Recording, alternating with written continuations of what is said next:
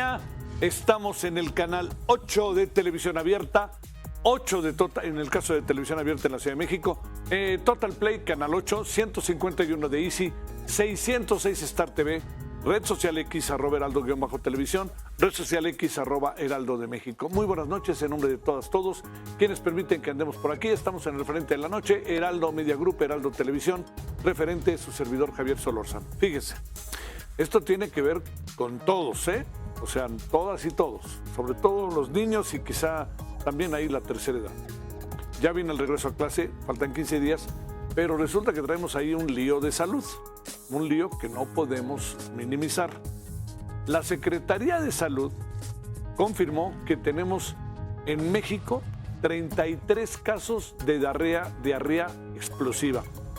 Déjeme decirle que dicen los pacientes, los que la han padecido, los que la están padeciendo, que eso de diarrea explosiva es textual. Para que vea usted, no hay manera de poder controlar, para que usted me entienda. En distintas entidades del país, esto no generalizamos, pero está ahí. Las autoridades mantienen el seguimiento epidemiológico de cada paciente y por ahora sostienen que no hay evidencia concluyente de que el brote detectado en Estados Unidos tenga su origen en México. Esto que le estamos diciendo es muy importante porque se ha responsabilizado desde el principio a México y no hay evidencia científica todavía que así lo sea.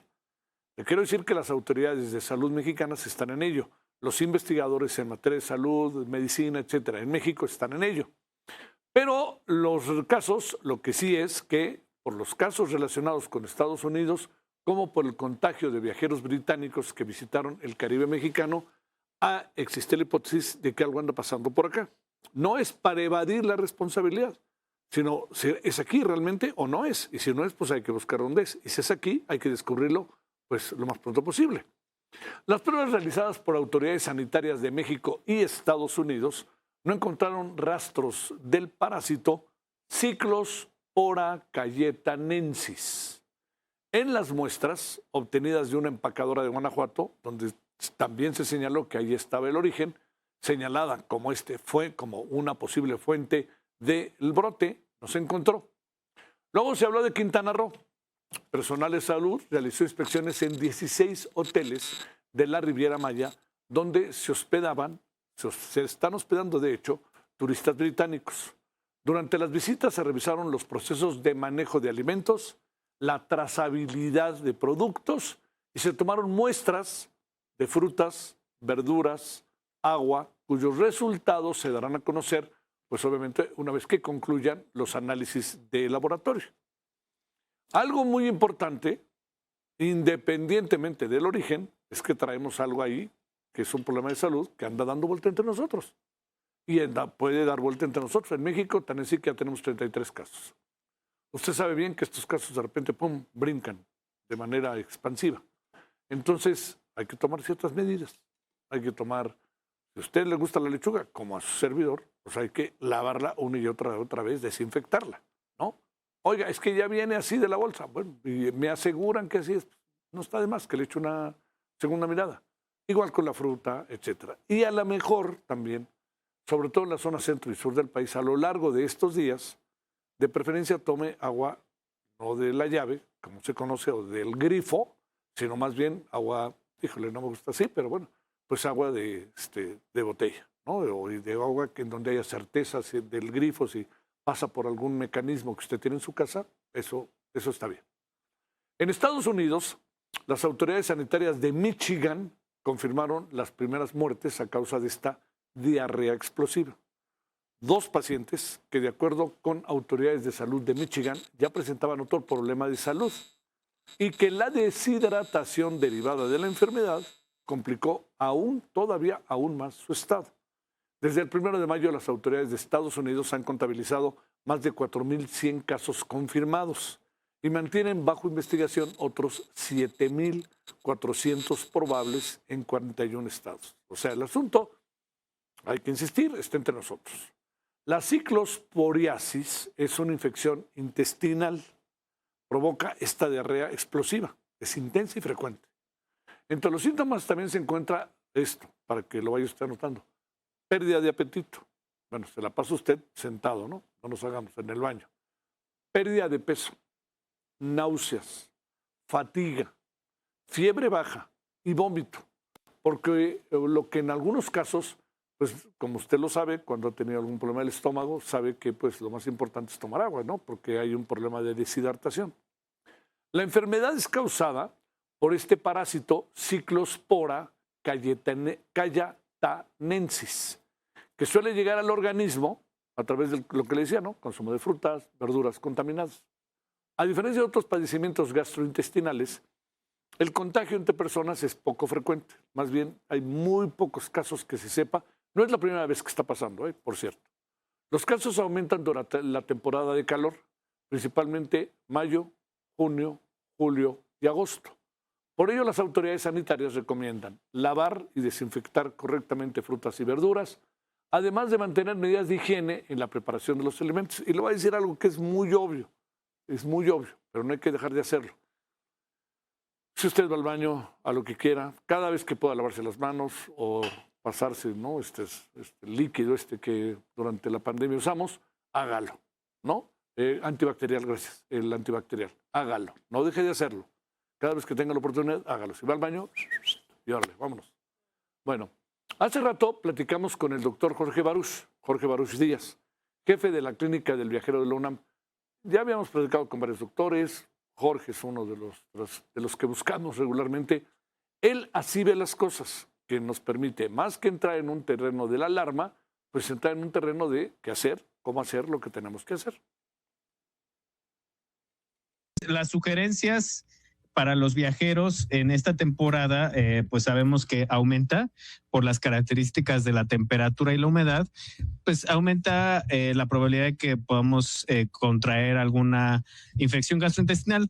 Yo creo que lo más importante, por ejemplo, en el caso de la diarrea, que a veces es explosiva, la ciclosporiasis, pues es lo que nos deja claro es la moraleja de que no nos automediquemos y sí tenemos que acudir al médico a tratarla y a curarla, porque si la dejamos pasar se va a autolimitar, pero va a ser recurrente y se nos va a hacer una diarrea crónica que a nadie le gusta y a nadie le conviene, ¿no? Entonces, lo primero y más importante es no automedicarnos, acudir con el médico y recibir tratamiento de las diarreas, de cualquier diarrea, recibir un tratamiento que nos cure y nos aseguremos que estemos curados a través de estudios de laboratorio.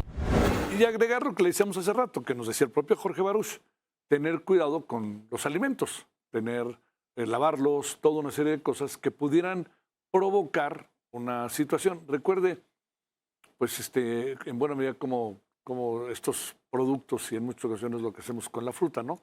Llegamos, le ponemos agua y no le echamos. O la agarramos, nomás la limpiamos con las manos. Tenga un poquito de más cuidado estos días y ya. Yo supongo que estaremos saliendo de esto hacia final de agosto y sobre todo tenemos que estar muy atentos porque viene la etapa en donde regresan los niños a la escuela.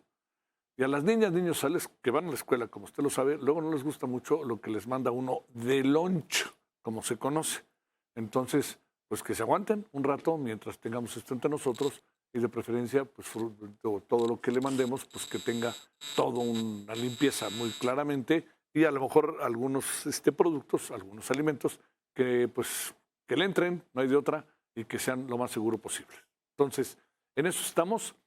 Déjeme plantearle el asunto muy claramente. No es un asunto que se generalice, no está pasando en todo el país, pero es un asunto que puede expandirse, hay que tener cuidado, hay que estar alerta.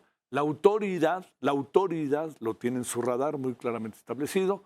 En algunos estados del país en donde se han presentado casos, la autoridad local, ¿no? Yo diría, a veces no necesariamente el sector salud, porque bueno, pero digamos, en otros casos hay una muy clara atención respecto a clínicas, respecto a lo que corresponde a su médico, como luego dicen, de cabecera, y algunos muy excepcionales, en verdad lo digo, excepcionales médicos del ISSSTE y del IMSS. Entonces, hablé con ellos, platiqué con ellos y vea qué pasa. No, ya hemos hablado del asunto, pero ponemos el asunto a la mesa porque ha ido creciendo paulatinamente, no ha ido creciendo de manera dramática. Y le digo, el señor Krcenovic, el que se encarga de la salud de este país, ahí lo trae en su radar y lo trae muy claramente establecido y hay un muestreo sistemático diario de lo que está pasando en el país. Entonces, a las vivas, a las vivas. O sea, imaginar además lo molesto que es, ¿no? Imagínense, ¿no? Sentarse ahí en el... estar sentado ahí toda la noche, ¿no? Todo el día. Y además todo lo que uno come, ¡pum!, va para afuera, ¿no? Entonces, busquemos la manera de que estemos bien y que cuidémonos unos a otros. Bueno, le cuento. Totalitarismo total. ¿Qué quiere decir?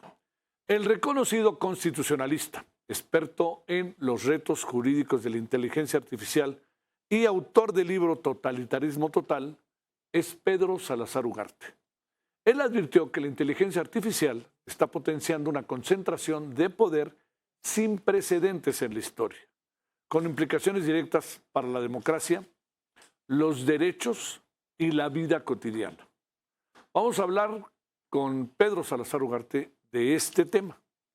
Él ha publicado un libro que yo le diría, lo he estado revisando sistemáticamente, que me parece profundamente interesante sobre el tema. A ver, le diría yo, inteligencia artificial política, inteligencia artificial democracia, inteligencia artificial pluralidad, inteligencia artificial y qué, ¿no? En esta parte que corresponde a las organizaciones de la sociedad, de las organizaciones sociales y de la sociedad misma ante un fenómeno como es el de la inteligencia artificial.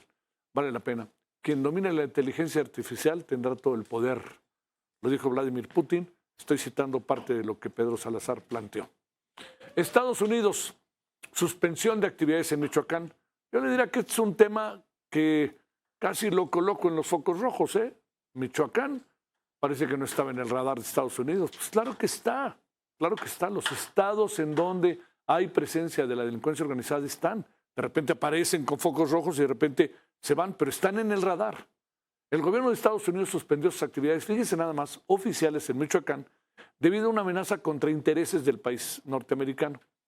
Uno de los sectores afectados es el aguacatero, porque se frena la exportación hacia Estados Unidos y porque están pasando cosas en ese sector, incluso a los observadores que tiene Estados Unidos en México. Y otra industria bollante, la de, bueno, industria, pues sí lo podemos decir, que es la del mango, en Michoacán, también está teniendo pues focos de atención. La Asociación de Productores y Empacadores de Michoacán ha manifestado su preocupación. El gobernador dice, vamos a platicar, vamos a verlo. El asunto es de profundidad, ¿eh? No es nada más así. Ya lo resolvimos, no. Y nos colocan otro estado en el mero centro. El mero centro está Sinaloa, en el mero centro está Baja California y ahora van colocando poco a poco en el mero centro a Michoacán. Sinaloa, otro influencer asesinado. Anoche mismo, un poquito más tarde de esta hora, le estábamos contando que fue asesinado en Culiacán, Sinaloa, a la vista de todos. O sea, ahora seguimos a los influencers y en algunos casos los seguimos hasta cuando los matan. César Gastelo. Esto elevó la cifra a poco más de una decena de asesinados en Sinaloa. Todo esto está en un contexto marcado por la disputa de los grupos delictivos. Y bien a bien no se sabe cuál es la razón por la cual se fueron sobre César, que estaba transmitiendo en vivo. Seguramente ya ve el video. Y además el propio César voltea ante sus asesinos y ¡pum!, le meten balazos en la cabeza y vámonos. No hay nadie detenido para los que creen que en Sinaloa está regresando la paz. Brasil, Argentina y Estados Unidos. El mismo título de lo que planteamos ayer y que hablamos, hoy volvemos a hablar de ello. Ahí le va. Las crecientes tensiones diplomáticas de Brasil con dos de sus principales aliados, Argentina, Estados Unidos, han irrumpido de lleno en las campañas para las elecciones presidenciales de octubre. Es un nuevo frente de confrontación entre el presidente Luis Ignacio Lula da Silva, el señor Javier Milei de Argentina y el señor Donald Trump de Estados Unidos. Estos dos, alineados con la oposición brasileña, quieren sacar de la cárcel al expresidente Bolsonaro y quieren que el hijo de Bolsonaro sea presidente de Brasil. Lula oficialmente ha declarado a los 81 años que quiere reelegirse y tiene elementos para reelegirse, lo que no significa que lo vaya a lograr, porque Brasil es otro país más de América Latina que tiene una división muy marcada a su interior. Imagínense, ahí está por tomar posesión Alberto Espriella, allá en Colombia, y hay información y preocupación, diría yo, información con la preocupación de que pueda pasar algo al interior de la toma de posesión, cuando se lleve a cabo la toma de posesión de Espriella. No va a ir Gustavo Petro, por cierto. 100 millones por el cártel Jalisco Nueva Generación. ¿Cómo ve? No por uno, no, 5, 6. Es una cantidad enorme, ¿eh? Pero yo le diría, imagínese que usted, para ponerlo en supuestos, suelte información. Imagínese lo que le puede pasar a usted y a los suyos. Bueno, habrá quien se juegue el tiro. El Departamento de Justicia de Estados Unidos ofreció más de 100 millones de dólares en recompensa por información que lleva a la captura de líderes del cártel Jalisco Nueva Generación. En el caso de Juan Carlos Valencia González, alias el 03 o el Pelón, nuevo líder del cártel, la recompensa pasó de 20 a 25 millones de dólares. En el esquema son como 6 personas, el gran total son 100 millones de dólares. ¿Cómo ve? Bueno, ¿qué tenemos para esta noche de día miércoles? Totalitarismo total, el nuevo libro de Pedro Salazar. Estados Unidos, suspensión de actividades en Michoacán. Sinaloa, otro influencer asesinado. El caso de Brasil, Argentina y Estados Unidos, verdaderamente controvertido. Problemas en Sudamérica, elecciones en Brasil, Milei en contra de Brasil, quitándole su visa a la embajadora de Brasil en Washington por parte del gobierno de Estados Unidos. Lío grande ahí. Y ya le contaba yo, 100 millones por el cártel Jalisco Nueva Generación, por sus principales, todo indica, nuevos dirigentes. Cambió poco la estructura, nos decía ayer Víctor Sánchez. Bueno, gracias que nos acompaña, muy buenas noches. Vamos a hablar al regreso sobre el avance de la regulación de la inteligencia artificial en México vía una muy interesante propuesta en el libro de Totalitarismo Total, ¿lo dije bien? Sí, total, de Pedro Salazar. Bueno, aquí andamos, buenas noches.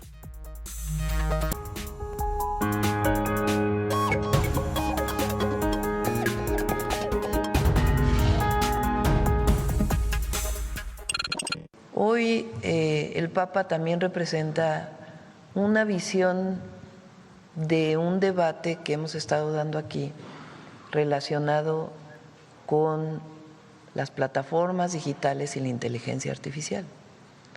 La encíclica que publicó hace algunos meses es una referencia ya mundial de un debate sobre quién controla esas plataformas, quién define los contenidos.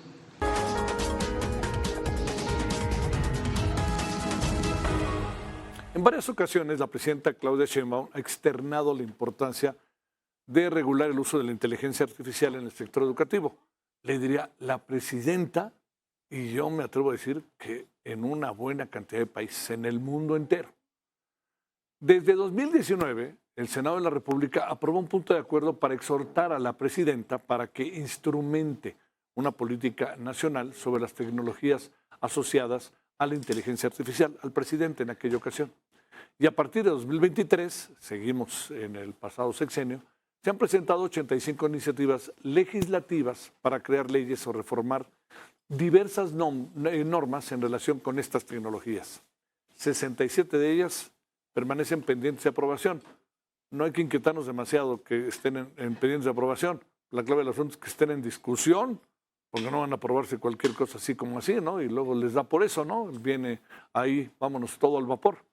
Cerca del 66% de los internautas mexicanos utilizan alguna herramienta de inteligencia artificial en su vida diaria. El 20.1% de la población en edad de trabajar la integra en sus actividades laborales o profesionales cotidianas, en lo que es su vida cotidiana.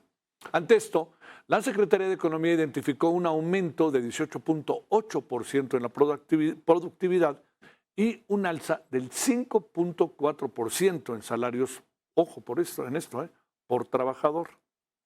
El año pasado, México se ubicó como el segundo exportador de productos que se usan para construir los sistemas de inteligencia artificial, solo detrás de China, de acuerdo todo esto con el Banco Mundial.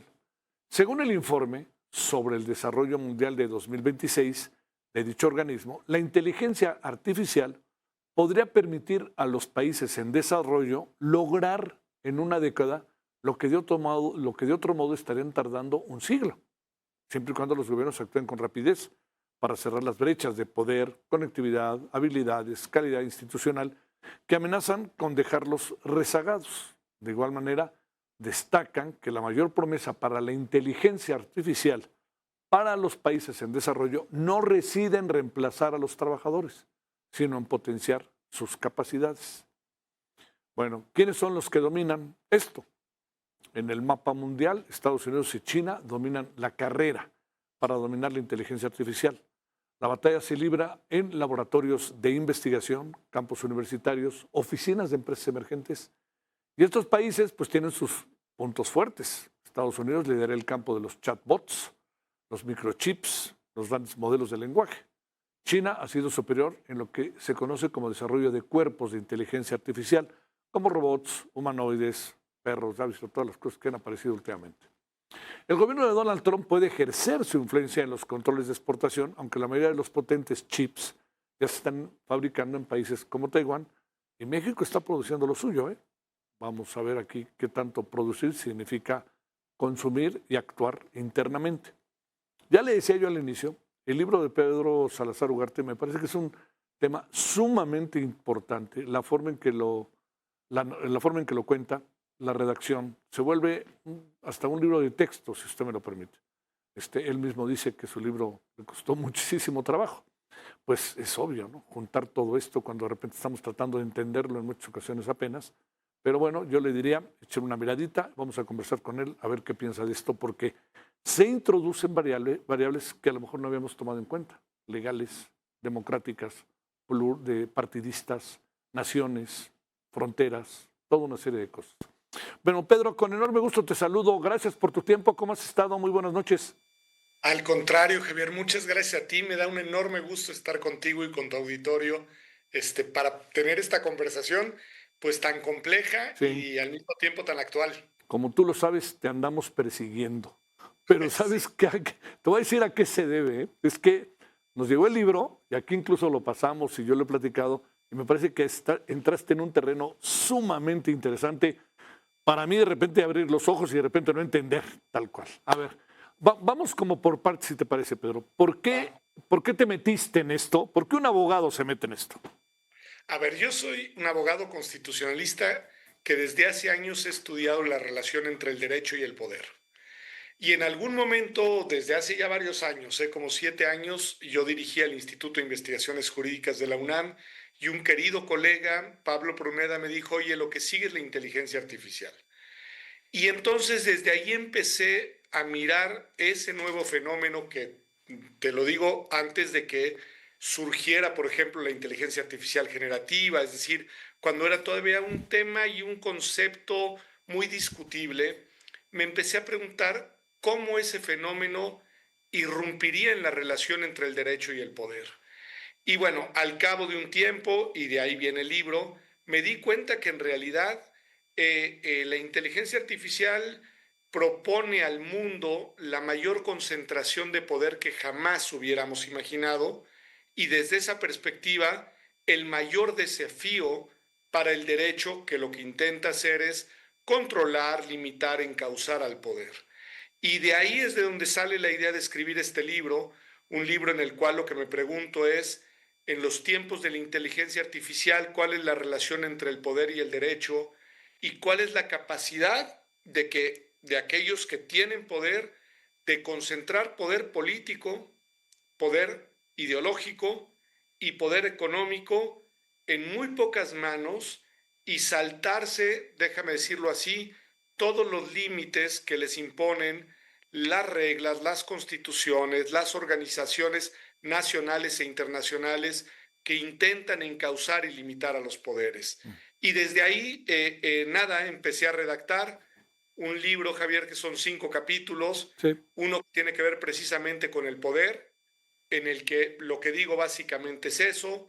Nunca habíamos visto una concentración de poder como la que estamos viendo en China y en Estados Unidos particularmente, pero en general, en donde la inteligencia artificial se empieza a imponer como una herramienta, como un instrumento, como un actor, como un agente que impone agenda. Después me pregunté el tema de la responsabilidad, Javier. Dije, sí. ¿Quién es responsable de las acciones y decisiones que toman entidades tecnológicas que cada vez empiezan a decidir más por sí solas.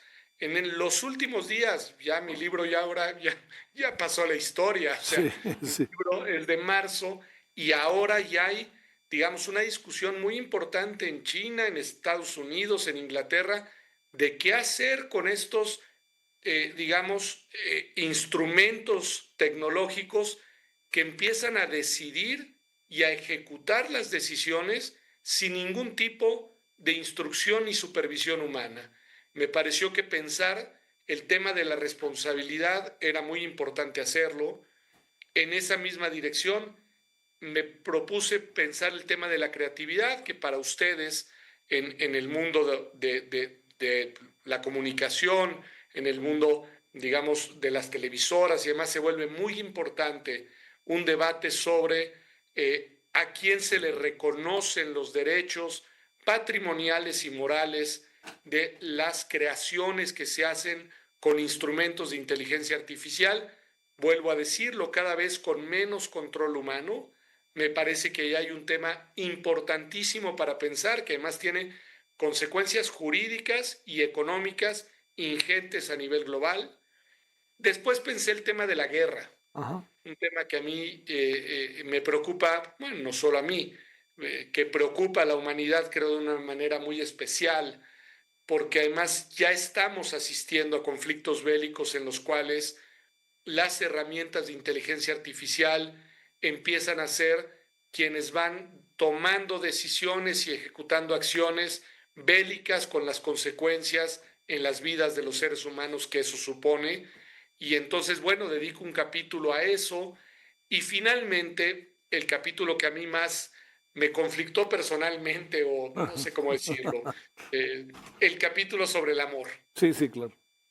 Esta situación en la cual documento ahí en el libro con casos, ejemplos de hace algunos meses, en los cuales los seres humanos, no todos, pero sí muchos, y eso es lo que preocupa, empezamos a reemplazar las relaciones entre personas por relaciones entre personas y máquinas, que quizá no es tan nuevo, pero por la modalidad y las capacidades de estas nuevas tecnologías, esa suplantación se empieza a convertir en verdad en una, digámoslo así, en una construcción de relaciones artificiales que parecen reales y en los cuales los sentimientos, las emociones, los intercambios se empiezan a parecer más a lo que los seres humanos deseamos con otros seres humanos, pero en realidad está sucediendo con máquinas. Y me pareció que, bueno, pensar el amor en los tiempos de inteligencia artificial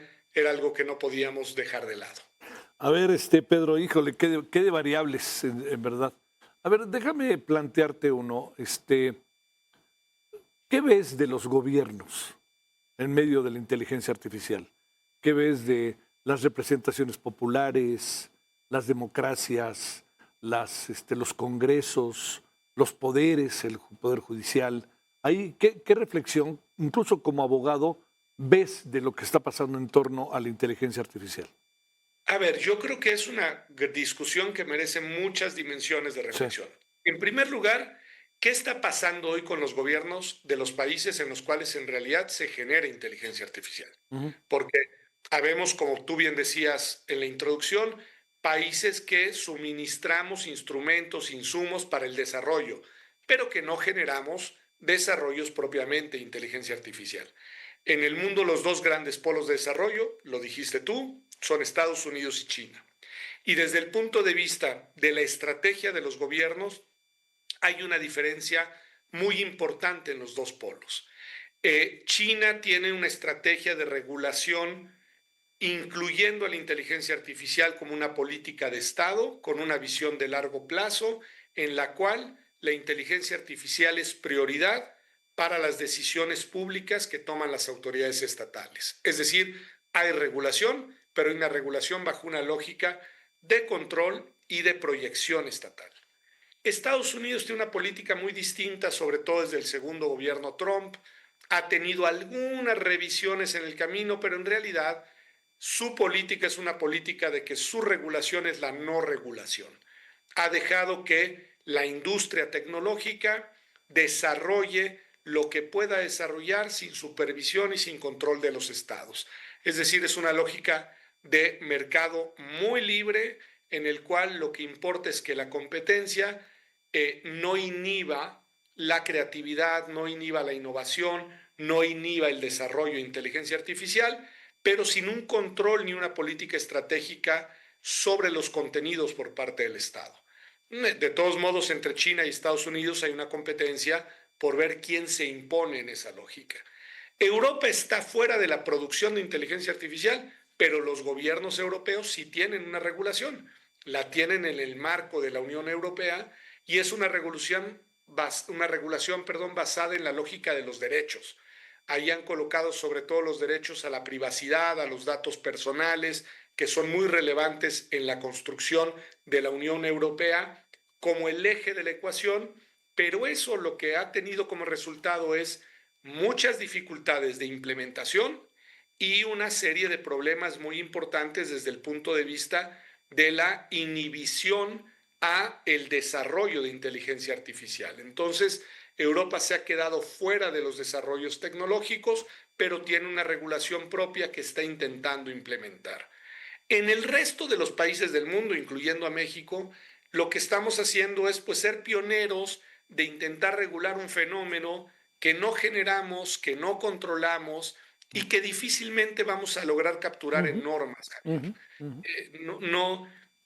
Hay ya algo de regulación, hay en derechos de autor, hay algunas cuestiones en materia laboral, algunas entidades federativas en materia penal, pero en realidad es estar tratando de atrapar con las manos una esfera de jabón. Es decir, no hay manera que desde acá logremos construir una regulación que pueda o inhibir el desarrollo o controlar el sentido del desarrollo o, vamos, de alguna manera intentar incidir en la forma en la que la tecnología va evolucionando. ¿Por qué? Porque no la desarrollamos, porque estas son tecnologías globales, porque las empresas que las desarrollan, pues en realidad trascienden a las fronteras de nuestros países y creo que eso es lo primero que tendríamos que reconocer. Ahora bien, otra cuestión es el uso de la inteligencia artificial. Claro. No la desarrollamos, no somos quienes llevamos el liderazgo en esa dimensión, pero somos usuarios. Y ahí sí hay, seguro, en muchos ámbitos, mucho que pensar. Yo no creo que debamos de generar una regulación, digamos, única en materia de inteligencia artificial, entre otras cosas, porque va a quedar rebasada en 2 segundos, un poco como claro. O sea, no hay nada que hacer, el fenómeno va demasiado rápido. 2, porque creo que lo que tenemos que tener es una serie de coordenadas mínimas y muy puntuales, que además tienen que tener también orientaciones éticas. Para mi juicio no deberían de ser religiosas, sino simplemente éticas, pero bueno, coordenadas éticas mínimas, y a partir de ahí, Javier, el gran reto es desarrollar regulaciones de carácter vertical por materias. No es lo mismo una regulación que mire el fenómeno tecnológico en el mundo laboral, que en el mundo de la salud, que en el mundo de la educación, que en el mundo de la propia tecnología y así sucesivamente. Yo creo que deberíamos de tener regulaciones muy puntuales sobre temáticas muy concretas en las cuales la tecnología sí está cambiando la vida de todas las sociedades y la nuestra no va a ser la excepción, pero esas regulaciones deben de atender preocupaciones concretas, adecuadas a realidades y a contextos específicos y buscando las mejores soluciones puntuales sin intentar tener una normatividad de carácter general, omniabarcante y, digamos, total, porque eso no nos va a llevar a ningún lado. Pero para eso lo primero que tenemos que hacer es entender muy bien de qué estamos hablando, las particularidades del fenómeno, sus características, sus complejidades y los efectos que ya tienen y van a seguir teniendo en nuestras vidas. Oye, bueno, algo que te iba a preguntar, ya lo contestaste. Si tendríamos que poner en la mesa ante la inteligencia artificial el tema de la ética, uno, pero ya hacías una referencia a ello.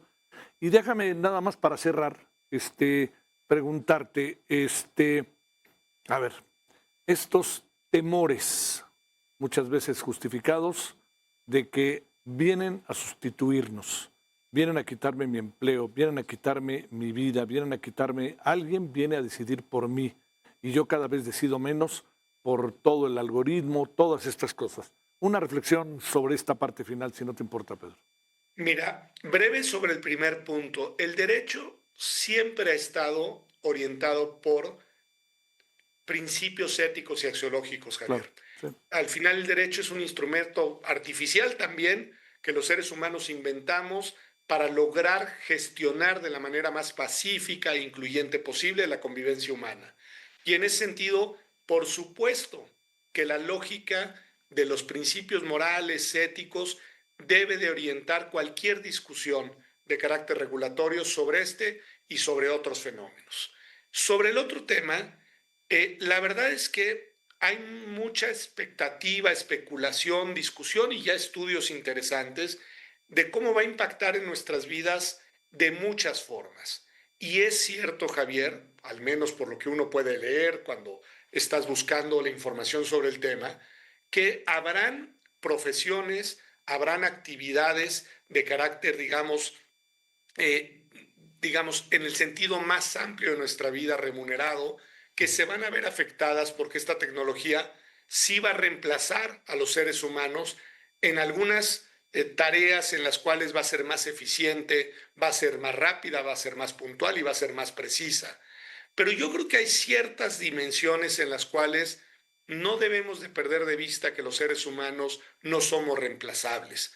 Precisamente las que tienen que ver con la intuición, las que tienen que ver con la sensibilidad, las que tienen que ver con la creatividad profunda, las que tienen que ver con la orientación ética. Esas dimensiones muy humanas no creo que las máquinas las vayan a suplantar, van a simular que las suplantan. Por eso el capítulo del amor de mi libro me gusta tanto. Sí, claro. Porque la máquina nunca te va a querer, pero te va a engañar. Y si te distraes, vas a creer que te quiere. Y ese sentimiento la máquina no lo tiene, pero te lo provoca. Sí. Y ahí es donde tenemos que hacer una tarea muy importante como seres humanos de tener clarísimo que es una máquina, que es un algoritmo, que es un instrumento tecnológico que nos imita, pero que no nos entiende y que tampoco siente, ni piensa, ni percibe lo que nosotros sentimos, entendemos y percibimos. Y ahí está el secreto y ahí es donde creo que no habrá reemplazo posible. Pedro Salazar, en verdad, muchas gracias. Supongo que vas a presentar el libro. Bueno, ahí viene la FIL, viene la Feria de Monterrey. Es una oportunidad hasta para presentarlo, pero también para el debate, diría yo, ¿no, Pedro? Claro que sí, Javier. Lo he presentado ya en varios lugares. Lo sé. Espero también en otros espacios. La verdad es que ha sido para mí un gusto la discusión que ha generado. Es un libro, en verdad, breve, sencillo, muy puntual, pero en el cual lo que yo me propuse fue plantear problemas y preocupaciones de fondo, más allá de la construcción de eventos, ejemplos y anécdotas con las que voy, pues de alguna manera documentando, ilustrando los argumentos que me preocupan. Y yo sí creo que el tema del totalitarismo total nos lo debemos de tomar en serio, porque la humanidad nunca había asistido a un potencial concentración del poder como la que estamos asistiendo. Máquinas, empresas y gobiernos que concentran el poder político, el poder económico y el poder ideológico, como Max Weber nos advirtió que debíamos de evitar. Entonces, desde ahí es de donde parte la premisa central del libro. Bueno, y ahí está la portada del libro junto a Pedro para quien lo quiera encontrar. Te mando un gran saludo y mi agradecimiento que estuviste con nosotros, Pedro. Muchas gracias, buenas noches. Al contrario, muchísimas gracias y qué bueno que logramos tener este espacio. Gracias en verdad, Javier. Yo sabía que lo íbamos a tener. Gracias, Pedro. Buenas noches. Gracias. Buenas noches. Muy interesante el libro de Pedro. Yo le diría, oiga, si no le entiende una parte, regrese y vuelva a darle. Es muy comprensible. Es la vida, ¿no? Yo diría, es lo que viene. Perdón, es lo que está. Yo siempre pongo un ejemplo ahorita que decía Pedro, lo cuento muy rápidamente. Una vez fui me invitaron a una conferencia organizada por una empresa de computadoras. Entonces, cuando terminó la conferencia, empecé a caminar y alguien me llevó muy amablemente y de repente llegamos ahí a un stand y en el stand vi una computadora que era grande, ¿no? O sea, cosas así, ¿no? Pero era grande y dije, mira, qué padre. Le dije, oiga, a ver, ¿y esta computadora qué tiene? Entonces me empiezan a mostrar, no soy muy avesado en el tema, pero le entiendo, y le dije, a ver, ¿y qué es lo más nuevo que tiene? Y me contestó tal cual, un coreano de Corea del Sur. Me dice, señor, dice, ¿ahorita o en 10 minutos? Y ese es en lo que estamos. Esta es la inteligencia artificial. Lo que ahorita tiene vigencia, puede que en 5 ya estemos en otra cosa. Vamos a una pausa y vamos a regresar para hablar sobre Estados Unidos, que suspendió lo que llamó actividades en Michoacán. Y esto afecta principalmente a la industria aguacatera. ¿Por qué? Porque menos mal que no hay un Super Bowl la semana que entra, pero recuerde usted lo que significa el aguacate mexicano en las mesas de las familias en Estados Unidos. Vamos, regresamos.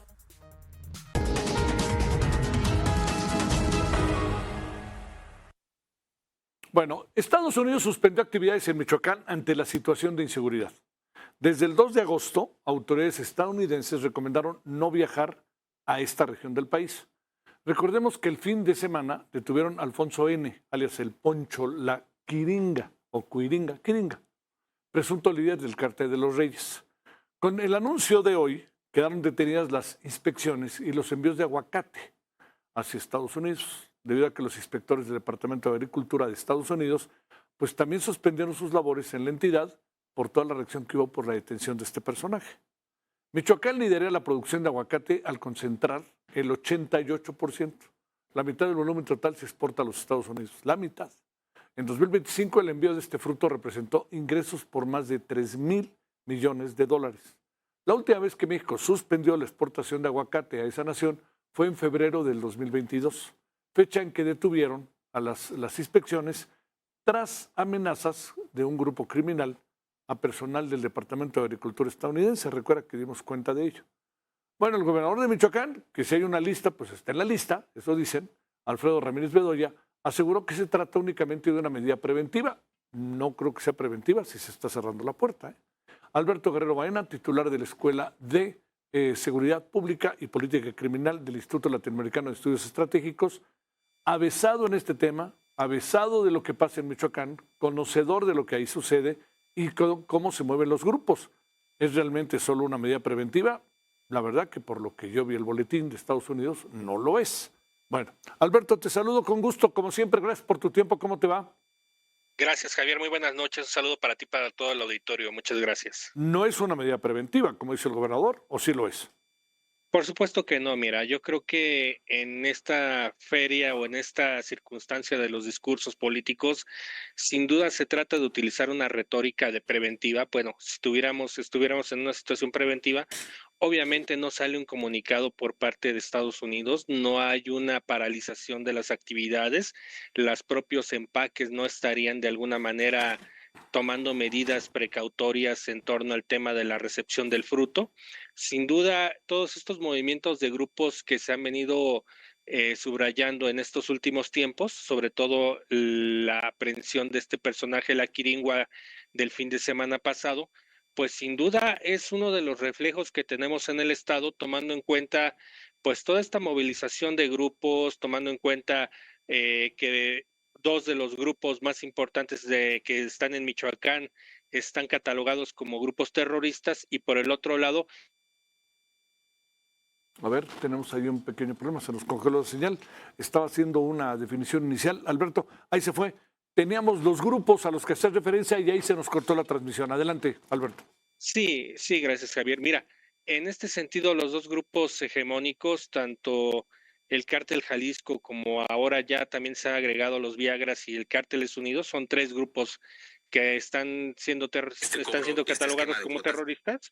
Sin duda, creo que merece la atención por parte del gobierno estadounidense, merece la atención por parte del gobierno federal y por el otro lado, el gobierno del estado utilizando esta retórica de prevención, pues sin duda ha tratado de desviar mucho la atención del tema. Sin duda creo que en estas circunstancias a quien le toca trabajar primero esta perspectiva, pues es el gobierno de Alfredo Ramírez Bedoya. Pero en este sentido, como lo hemos venido platicando en tu espacio, Javier, sin duda el acelere de las campañas políticas, el tener un fiscal que está ocupado más en temas netamente politiqueros, por el otro lado, tener una Secretaría de Seguridad Pública que no necesariamente cumple con los objetivos para los cuales se debe de estar trabajando, por el otro lado, tener una gobernanza criminal en varios territorios y un programa que se echa a andar en esta semana contra la extorsión, supuestamente se echó a andar en la región Uruapan a manera de prueba piloto, a manera de alguna manera de establecer esta confianza entre el ciudadano y la autoridad, pues sin duda este aviso viene a tirar de tajo toda esta retórica triunfalista que en algún momento han venido lanzando, y es ahí donde ponemos el énfasis en estas circunstancias. Son verdaderos los datos que ponen las autoridades de Michoacán en materia de disminución de la incidencia delictiva, en materia de la extorsión, en materia de homicidios dolosos, o realmente es parte de un montaje que tenemos, porque al final el gobierno de Estados Unidos protege a sus trabajadores, por el otro lado los productores aguacateros tienen que acudir a la Ciudad de México para tratar este tema, cuando quien debería de estar encabezando las reuniones tendría que ser el propio gobernador Ramírez Bedoya, junto con su gabinete de seguridad. A ver, la pregunta aquí es, ¿qué es lo que supones que hay de fondo para que Estados Unidos tome esta decisión? Y yo planteaba al inicio, ahí está Sinaloa, ahí está Baja California y Michoacán está en el radar, pero no se le señala. Con una medida de estas pasa algo, sucede algo, por más que quiera el gobernador juntar a Leonel Godoy, a la presidenta de Morena y al señor Raúl, Morón. a Raúl Morón, ¿no? Sí, mira, aquí hay un tema muy importante y eso lo hemos platicado. ¿Qué le debe la Federación a Michoacán, o cuál es el punto de impunidad que se le puede dar a Michoacán para que no sea atendido de la misma manera o no sea intervenido de la misma manera que, por ejemplo, en algún momento Sinaloa, las señalizaciones en Baja California, por el otro lado, los temas en el Estado de México? Esto hubiera meritado para que fuerzas federales, estrategias de inteligencia y sobre todo esta colaboración permanente que se debe de tener con el gobierno de Estados Unidos, tomando en cuenta esta producción que rebasa los 2 millones de toneladas de aguacate y que es uno de los grandes ingresos que tiene el estado de Michoacán, pues sin duda sería para que se pusiera un especial énfasis en torno a este problema. Pero aquí la pregunta sigue en el aire, o sea, al final, ¿qué tanto se le debe a Michoacán para que no sea atendido de esa misma manera, para que no se le ponga este foco rojo que de alguna manera tendría que ser, tomando en cuenta todos los sucesos que han ocurrido a lo largo de estos últimos tiempos en materia de autodefensas, en materia del Plan Michoacán, en materia del asesinato de alcaldes en funciones, por el otro lado gobiernos locales intervenidos, caminos que no se pueden transitar en la noche porque inmediatamente tienes problemas en torno a la circulación y grupos delincuenciales que conocen perfectamente el territorio. Yo creo que en esas circunstancias, ahora sumándole el tema de Estados Unidos y sus agentes, pues creo que aquí, ante todo esto, ¿qué es lo que sucede? O sea, al final, tanto el gobernador tendría que dar una explicación contundente y no retóricas de triunfalismos o precautorias, y por el otro lado el gobierno federal tendría que explicar claramente por qué no ha habido una intervención más allá de un programa que pues envolvió recursos del año pasado con recursos de este año, pero que de entrada no ha habido una auditoría externa que nos diga de alguna forma cuál ha sido el resultado del mismo. No ha habido una evaluación. ¿Qué supones que hay de fondo para no meter pues una operación Enjambre o algo más allá en el estado de Michoacán? Pues yo quiero pensar que hay muchos intereses, hay intervención de los cárteles delincuenciales en materia electoral. Las elecciones de 2021 y 2024 lo desnudan ampliamente, el tema de imposición de candidaturas por parte los grupos delincuenciales a diferentes partidos políticos, de lo cual también algunas dirigencias nacionales deben de estar enteradas al respecto. Y por el otro lado, pues sin duda, creo que en estas circunstancias Michoacán pues ha pasado cíclicamente por muchas de estas etapas. Yo creo que en este sentido la atención que supuestamente le tendría que haber dado en estos momentos la presidenta de la República, el Gabinete de Seguridad, al ver también que el gobernador tiene alguna sospecha en torno a temas de liga con la delincuencia organizada, pues sería tener en el radar una intervención, por el otro lado auditar cada peso que se maneja en temas de seguridad, por el otro lado establecer políticas lineales, una auditoría para alcaldes, programas de trabajo que de alguna manera fueran transparentes, pero hoy en día esta situación pues la vemos perdida. Sí. Una pregunta final, ¿qué le pasará a la industria manguera? Porque ha crecido mucho el mango en la zona, pero sobre todo la aguacatera, con estas decisiones de Estados Unidos.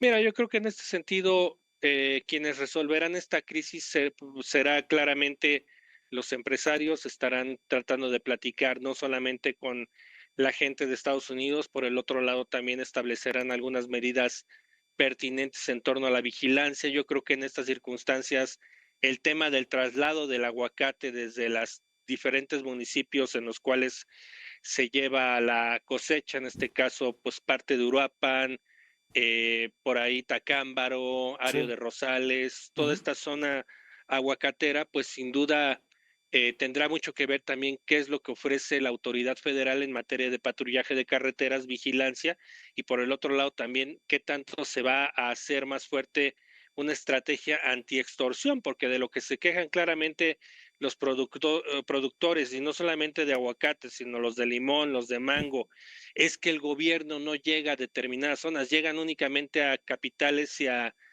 regionales o a poblados que de alguna manera son visibles, pero hay productores pequeños que no necesariamente están afiliados a una asociación, pero que son presa del crimen organizado. A ellos no les llega esta institucionalidad. ¿Qué hacer con ellos?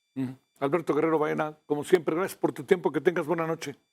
Un gusto enorme, Javier. Muy buenas noches. Gracias, buenas noches.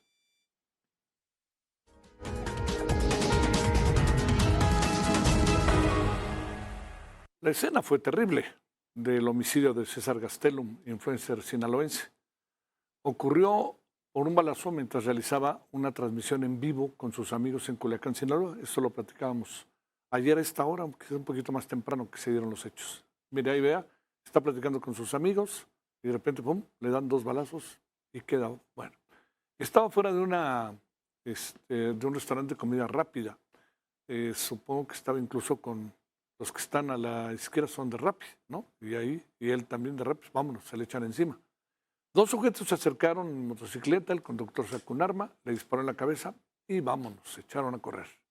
El asesinato ocurre en medio de una ola de violencia en el estado que dicen que cuando terminará esto, así lo dijo el gobernador con licencia, cuando se dejen de pelear. Y al gobierno federal le pareció fácil decir, pues bueno, ya cuando se dejen de pelear ahí esperamos, ¿no? Un personaje de altos vuelos, cercano a Omar García Harfuch, fue asesinado allá en la propia Culiacán a media mañana, a plena luz del día, hace algunos meses. Investigan las publicaciones de César Gastelum en redes sociales para saber cuál puede ser el punto de partida. El Gabinete de Seguridad realiza las indagatorias en coordinación con autoridades de Sinaloa para esclarecer el homicidio. Si usted se da cuenta de que no se conoce, yo creo que ni el tono de voz es de la gobernadora sustituta. Gastelum publicaba cosas relacionadas a grupos delictivos como la Malliza, facción que tiene disputas con los chapitos en la entidad. Están analizando además las cámaras de vigilancia para identificar a los responsables. Hay muchas cosas que están muy a la vista en este sentido.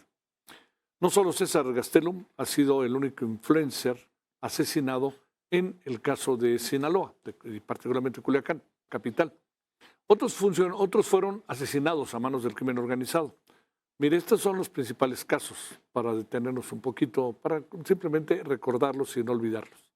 Juan Luis Lagunas Rosales, el pirata de Culiacán, asesinado en 2017 luego de insultar a Nemesio Oseguera Cervantes, el Mencho, mientras estaba bajo los efectos del alcohol.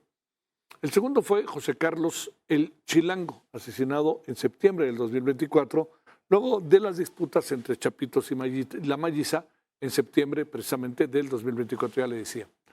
4 hombres armados le dispararon mientras vendía dulces frente a una gasolinera. Agustín Paul N., conocido como el Pinky, fue encontrado el 10 de enero de 2025 en la carretera de La Costerita con signos de violencia y un impacto de arma de fuego. Estaba atado de manos y pies con cuerda. Adal Peña, el Tata, asesinado el 23 de enero del 2025 mientras se entrenaba en un gimnasio cuando un grupo de sujetos llegaron al lugar y dispararon contra él. Gerardo Moya, el Jerry, asesinado el 16 de noviembre del 2025, cerca de la Fiscalía de Sinaloa. Los atacantes se acercaron en un coche cuando dispararon contra su camioneta, ocasionando la muerte también de sus acompañantes. Eso es lo que tenemos, más el caso de César Gastelum ayer. Bueno, ¿qué es lo que pasa? Los influencers también juegan un papel, uno lo sabe.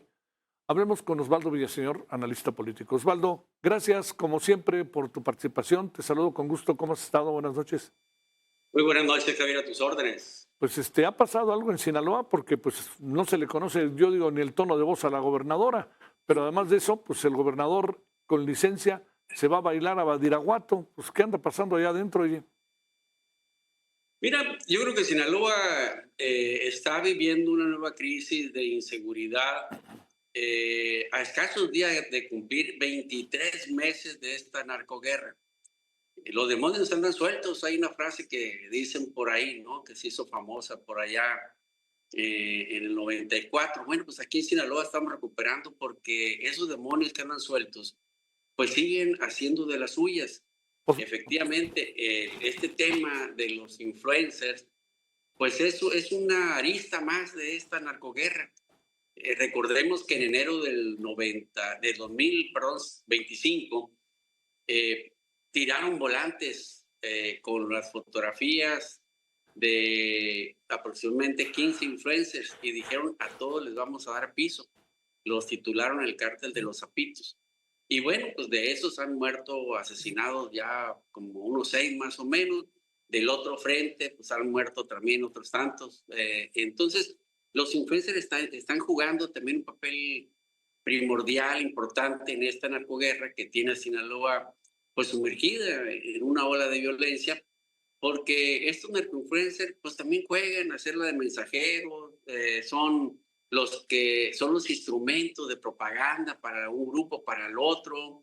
Se dice que también se prestan a lavar dinero y son los que muestran esa vía de lujos que se dan los jóvenes que están inmersos en la vida del narco, para que muchos jóvenes más pues quieran vivir ese tipo de vida y que sea fácil enrolarlos en las labores bélicas de los diferentes grupos del narco. Así que pues también han estado jugando un papel en esta narcoguerra que, te digo, está a punto de cumplir ya 23 meses y donde, insisto, el gobierno federal lo único que ha hecho es administrar la violencia, pero no la combatir. Oye, Mario Ruiz Massieu dijo aquello, ¿te acuerdas? Los demonios andan sueltos. 94. Oye, a ver, te quería decir, Osvaldo, preguntar. ¿Qué es lo que pasa? ¿Y qué es lo que pasa en el Estado? ¿Qué es lo que pasa con el gobernador con licencia? ¿Qué pasa con la gobernadora? Ahora sí que ¿quién gobierna? Y pues al gobernador, no digo que la esté librando, pero pues los 8 están siendo protegidos sistemáticamente por el gobierno federal. Esa está demasiado claro para todos los sinaloenses de que hay una protección inequívoca de parte del gobierno federal para Rubén Rocha, Enrique Insunza y Camarilla. Pero también es cierto que no les han permitido regresar, a pesar de que aquí en Sinaloa hicieron toda una campaña, una estrategia mediática, asegurando que estaban a punto de regresar. Pues la verdad es que no regresaron. Entonces, eso es lo que manda también mensajes de que no las traen todas consigo. También no hacen una vida pública como para decir, mira, aquí andamos como si nada pasara. Vemos a Rubén Rocha bailando, efectivamente, pero bueno, fuertemente custodiado en un lugar donde está seguro él, como es su tierra, Badiraguato, protegido, ahora sí por todos lados. y bueno, es el lugar donde más seguro puede estar Rubén Rocha. Entonces, lo cierto es que en Sinaloa ni podemos decir que Rubén Rocha está al frente del gobierno, aunque todo el mundo especulamos de que sí lo está, que sigue gobernando, que lo hace vía WhatsApp, pero también tenemos una gobernadora interina, donde no se le ha dado todavía el cargo de gobernadora sustituta para que pueda tomar decisiones. Entonces, mientras sea interina, pues prácticamente Rubén Rocha y compañía son los que tienen, pues ahora sí, todo el poder en sus manos, ¿no? Y los sinaloenses, pues pagan esa crisis de inseguridad y ese vacío de poder. ¿Por qué? Bueno, porque se pide la actuación de las autoridades, se pide que haya gobierno, se pide que haya acciones concretas. El problema es, ¿a quién se las vas a pedir? Claro, claro que sí. Oye, Osvaldo, para cerrar, te planteo, el caso de César Gastelum, el influencer que anoche fue asesinado, da la impresión de que andaba, digo, entiendo que todos juegan, ¿no? Pero da la impresión de que tenía un papel diferente de los otros influencers. ¿Es una percepción? ¿Estoy en eso? ¿O también estaba jugándola? Y ni hablar, no quiero decir que esto sea sinónimo de que lo deben matar o cosa parecida, ni de broma. Más bien lo que quiero decir es, pues está en el juego, ¿no?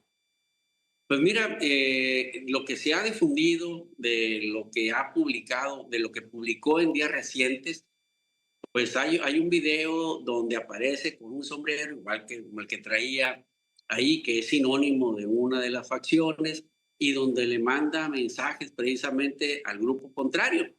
Y se dice que las dos personas que lo asesinaron están identificados, incluso hay nombres de ellos y rostros de ellos, pues pertenecen al otro grupo, al grupo contrario. Entonces, de ahí que empiece la especulación de que es parte de lo mismo, de esta guerra que se traen las dos facciones. Ahora, hay que decirlo, el asesinato de César Gastelum se dio a escasos 50 metros de la sede de la Fiscalía General del Estado de Sinaloa. Está ese local, está otro y enseguida está la Fiscalía. Entonces, todo esto pasa y dices tú, bueno, los delincuentes se pueden pasear libremente por Sinaloa y la autoridad pues pareciera que no los ve, a pesar de que hay cámaras de vigilancia, sobre todo más en el sector, porque es el sector de Ríos, el sector comercial de Culiacán. Y bueno, pues parece que el gobierno es el que no existe, es el que brilla por su ausencia. Te mando un gran saludo, Osvaldo, que tengas buena noche. Saludos hasta Culiacán. Muy buena noche, Javier. Gracias, muchas gracias. Vámonos a una pausa y vamos a hablar sobre algo que, algo que puede crecer en Sudamérica, porque además son países vecinos, Brasil y Argentina. Y por supuesto hay un tercero, ¿no? Estados Unidos, que del lado de quién está, de Argentina, y del lado de quién está, de Bolsonaro, el hijo de Bolsonaro, que quiere la presidencia de Brasil en octubre, pero Lula ya les dijo, ahí voy otra vez. Vamos a ver qué es lo que sucede. Juntemos variables. Vamos y regresamos. Financieros presentados por Value. La tasa de interés interbancaria a 28 días bajó 0.01 puntos para ubicarse en 6.73%, mientras que los CETES a 28 días disminuyeron 0.03 puntos y se ubicaron en 6.17%. El índice de precios y cotizaciones de la Bolsa Mexicana de Valores se situó en los 66.525 puntos, con una disminución de 0.46%. El FTSE Viva alcanzó los 1.344 puntos, con una caída de 0.53%. En el ámbito internacional, el Dow Jones se ubicó en 54.349 unidades, con un incremento de 0.49%. El Nasdaq bajó 0.83% para alcanzar 26.363 unidades. En Brasil, Bovespa disminuyó 0.09% a 177.726 puntos. En el tipo de cambio, el dólar al menudeo se mantuvo sin cambios para cotizar en 17.68 pesos. Al mayoreo disminuyó 0.09% a 17.24 pesos, mientras que el dólar fix cayó 0.23% a 17.23 pesos. El euro subió 0.05% y se vendió en 19.92 pesos, y la libra esterlina disminuyó 0.04% para ubicarse en los 23.22 pesos. En el mercado accionario mexicano tuvimos algunas alzas destacadas. Peñoles subió 5.44%, Grupo México avanzó 1.83% y Banco del Bajío 1.67%. Pero también hay caídas importantes. Grupo Vasconia cayó 5.88%, Grupo Carso 5.64% y Bolsa Mexicana de Valores disminuyó 4.67%. Estos fueron los indicadores financieros más importantes del día presentados por Value. Bueno, vamos con un resumen para que usted conozca lo último de lo último. Vincularon a proceso a Gerardo N., alias El Tokio, líder de la pandilla Los Mechicles, uno de los brazos armados del cártel de Juárez. La Fiscalía General de la República señaló a El Tokio como objetivo prioritario en Chihuahua. Es responsable de posesión de cartuchos y armas de las Fuerzas Armadas, delitos contra la salud y lavado de dinero. Estados Unidos y otros países aliados propusieron a la Organización de Estados Americanos una reunión de cancilleres para analizar las medidas contra Nicaragua. Esto porque su gobierno cancelará las próximas elecciones. La reunión se realizará en septiembre, cuando el régimen apruebe la reforma. El Papa León XIV realizará su primer viaje a Sudamérica entre el 6 y 17 de noviembre. Esta gira contempla a Uruguay, Argentina y Perú. Este recorrido iniciará en Montevideo, seguido de Buenos Aires, Córdoba y Luján, terminando en Lima, Cusco y Chiclayo. El pontífice aceptó la invitación de los presidentes y autoridades eclesiásticas. Daniel Padilla, Heraldo Media Group.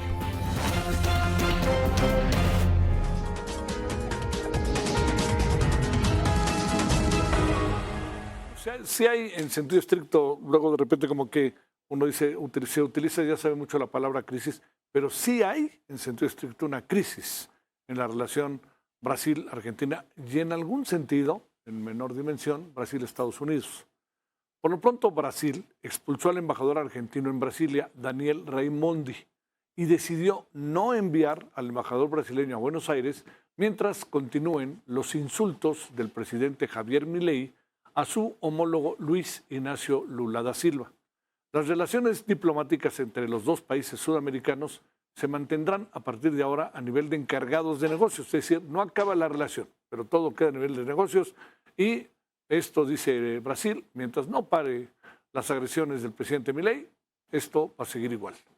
Estados Unidos, le contábamos ayer, canceló la visa de la embajadora de Brasil en Washington, María Luisa Biotti, como medida de reciprocidad, por lo que llamó Washington la demora del gobierno brasileño en conceder el beneplácito al embajador estadounidense designado para Brasilia, la capital de Brasil. La visa de Biotti será restablecida una vez que Brasil otorgue el permiso al candidato estadounidense, al candidato a la embajada, y advirtió que Washington no descarta adoptar nuevas medidas recíprocas si persisten las restricciones impuestas a sus diplomáticos.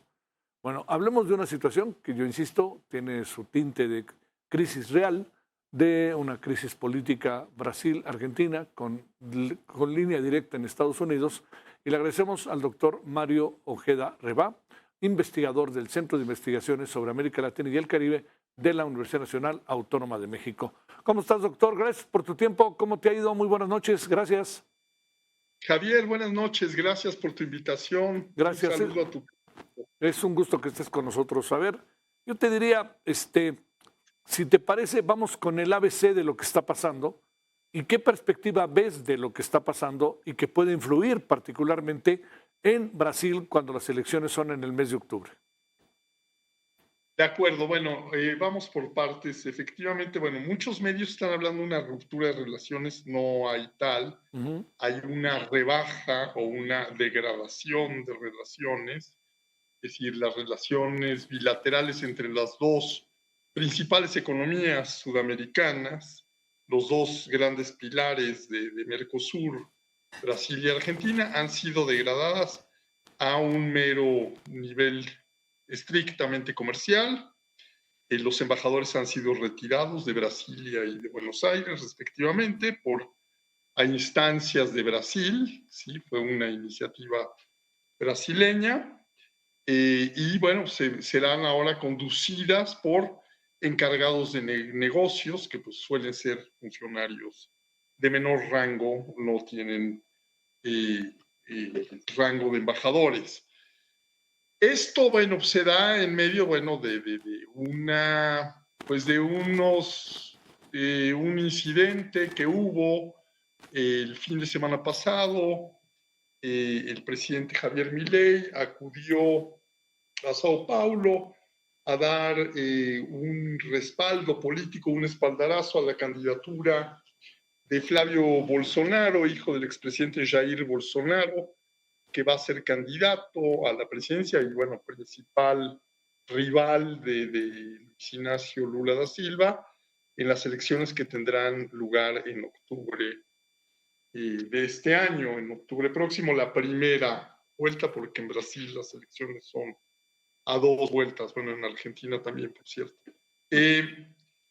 Y bueno, al acudir a esta convención del Partido Liberal, donde fue a darle el espaldarazo, pues se refirió, bueno, conocemos que el mandatario argentino, pues es un personaje estrambótico y lenguaraz, ¿no? Y bueno, pues llamó a Lula, entre otras lindezas, presidiario, prófugo de la justicia, etcétera. Bueno, y no escatimó epítetos de toda índole, no dejó títere con cabeza. Luego se lanzó contra el juez Alexandre de Moraes, que procesó al expresidente Jair Bolsonaro al llamarlo basura calva, ¿no? En fin. Bueno, regresó Itamaraty, que es el Ministerio de Relaciones Exteriores de Brasil, la Cancillería brasileña, ubicada en Brasilia, la capital, pidió explicaciones al embajador de Argentina acreditado en ese país, y pues no hubo tales, no hubo ni explicaciones ni disculpas, y bueno, ante tal circunstancia, el presidente Lula y su canciller tomaron la determinación de degradar la relación. Pues la reacción argentina ha sido que, que esto refleja, es decir, el ministro de Relaciones Exteriores de Argentina, Pablo Quirno,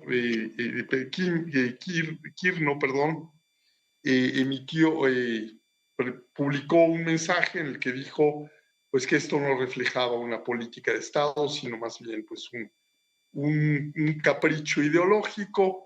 En fin, pero digo, Milei no está exento de esto, ¿no? Pues en un libro que me publicó la UNAM hace algunos años, celebraba que la política exterior brasileña, que tiene una tradición muy sólida, que precede a Lula, que antecede a Lula, pues alcanzó en sus primeras 2 presidencias pues un prestigio muy notable, porque logró precisamente conciliar muchos mundos, ¿no? Es decir, tener buenas relaciones con la Unión Europea, tener muy buenas relaciones con América del Sur, tener muy buenas relaciones con Estados Unidos y también pues pertenecer a los BRICS. Este tercer Lula pues ha incurrido en este sesgo ideológico de lo que yo llamo una diplomacia sectaria, que parece que se está instalando en nuestros países, ¿no? Es decir, la diplomacia pues tiene muchas definiciones, ¿no? Las más peyorativas, fingimiento, simulación; las más positivas, pues una disposición a la negociación, a la conciliación. Obviamente llamarle ladrón al presidente del país vecino no es precisamente diplomático, ¿no?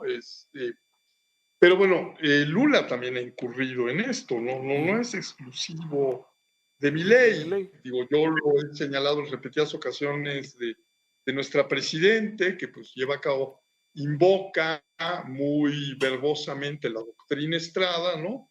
Y bueno, se abstiene de condenar a Daniel Ortega, que dice que va a prohibir las elecciones en Nicaragua, ¿no? condena al presidente de Ecuador, se abstiene de felicitar a Keiko Fujimori, que es la nueva presidente de Perú, y en cambio, ¿no? Celebra a Cristina Fernández de Kirchner, ¿no? Que pues está bajo arresto domiciliario. Entonces, Lula también participa de este sesgo ideológico, ¿no? Es decir, se abstiene de condenar los exabruptos de Gustavo Petro, pero está presto a, bueno, pues no acudió a la toma de posesión de Milei, por cierto. Entonces, él también incurre en esta diplomacia sectaria que me recuerda, pues, palabras que le han sido atribuidas históricamente ya bien al secretario de Estado norteamericano en la Guerra Fría, John Foster Dulles, ya bien al presidente Roosevelt, referentes a dictador nicaragüense Anastasio Somoza, que habría dicho: Somoza es un hijo de perra, pero es nuestro hijo de perra, ¿no? Lo mismo se le puede atribuir a Lula, ¿no? Daniel Ortega y Nicolás Maduro lo son, pero son nuestros, ¿no? Sí. O Gustavo Petro, y lo mismo se le puede atribuir a Milei, ¿no? Bukele lo es, pero es mío, ¿no? En fin, entonces, pues bueno, pues estamos instalados. Estamos en eso, sí. Estamos en eso, pero también, bueno, es que qué personajes tenemos. Bueno, Mario, te mando un gran saludo, gracias por tu participación, que tengas buena noche. Te agradezco, Javier, gracias. Un abrazo. Un abrazo para ti y gracias por tu participación, Mario. Gracias. Gracias, cuídate, gracias. Gracias. El gobierno de Estados Unidos ha intensificado su ofensiva contra el cártel Jalisco Nueva Generación. Le recuerdo, es una información de hoy, al ofrecer nuevas recompensas millonarias para quien ofrezca información que dé con la captura de los líderes del grupo criminal. Lo que yo decía, a ver quién se lanza a abrir la boca, ¿no? A esto se suma la revocación de visas con socios del cártel, una advertencia que las autoridades estadounidenses perseguirán a los acusados de ambos lados de la frontera. El general interino, el fiscal general interino, Todd Blanche, confirmó un nuevo encauzamiento de 5 líderes del cártel Jalisco Nueva Generación, identificados como Julio Alberto Castillo, alias El Chorro, Hugo Mendoza Gaitán, alias El Sapo, Ricardo Ruiz Velasco, alias El Ruiz, Julio César Montero, alias El Tarjetas, y Carlos Andrés Rivera, alias La Firma. Estas personas se suman a otros 3 que ya han sido acusados por Estados Unidos, incluyendo a Udías Flores El Jardinero, a Francisco Javier Gudiño, alias La Gallina, y a Juan Carlos Valencia, alias El Pelón, quien todo indica es la nueva cabeza del cártel tras la muerte del Mencho. Ahí le va. ¿Sabe cuánto ofrecen por todos estos personajes? $100 millones. 100 millones. Ahí dirá usted si sabe algo. Bueno, 25 millones son, nada más, para el caso del Pelón, que es el que se presume es el nuevo líder del cártel Jalisco Nueva Generación. Y están investigando tiempos compartidos, tiempos compartidos en el Pacífico. Ojo con eso, ahí están investigándolo y grande. Ya sabe que ya habíamos tenido antecedentes en este sentido. Nos vemos mañana a las 20 horas en la hora del centro, Heraldo Radio 98.5 de FM. Estaremos en el referente, estaremos en diferentes estaciones del país y en nuestro portal. Ya a las 21 horas en la hora del centro, aquí mismo, Heraldo Televisión, referente de la noche a través de Heraldo Media Group. Pásela bien, tenga buena noche, descanse, hasta mañana, adiós.